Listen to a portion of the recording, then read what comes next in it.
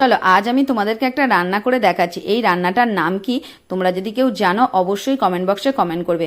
তাহলে তো দেখতে হবে পুরো রান্নাটা, চলো দেখে নাও। তো দেখো এখানে পনিরের টুকরো নিয়েছি, পনিরের মধ্যে কাশ্মীরি লঙ্কার গুঁড়ো, কর্নফ্লাওয়ার, নুন স্বাদ মতন আর একটু আদা রসুন বাটা দিচ্ছি, তারপরে লেবুর রস দিচ্ছি, দিয়ে ভালো করে মাখিয়ে রেখে দিয়েছি 2 মিনিটের জন্য। তারপর সাদা তেল দিয়ে পনিরগুলো ভালো করে ভেজে নিয়েছি লাল লাল করে। আর এদিকে ক্যাপসিকাম, পেঁয়াজ, আদা, কাঁচা লঙ্কা আর রসুন ছোট ছোট করে কেটে নিয়েছি। এই তেলের মধ্যে সব কিছু দিয়ে দিচ্ছি, দিয়ে ভালো করে নেড়ে চেড়ে একটু হালকা করে ভেজে নিচ্ছি।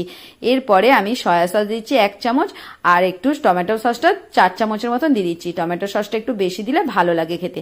তারপরে নুন চিনি স্বাদ মতন দিচ্ছি, গোলমরিচ গুঁড়ো দিয়ে দিচ্ছি, অল্প করে জল দিয়েছি, ভাজা পনিরগুলো তুলে দিচ্ছি, দিয়ে একটু নেড়ে চেড়ে নিচ্ছি। আর নাবানার আগে একটু কর্নফ্লাওয়ারকে আবার গুলে দিয়ে দিচ্ছি। দেখেছো তো পুরো রান্নাটা? এর রান্নাটার নাম কি অবশ্যই একটু কমেন্ট বক্সে কমেন্ট করবে। তোমরা এটা রুটি, লুচি, পরোটা সবকিছু দিয়ে খেতে পারো। কি কেমন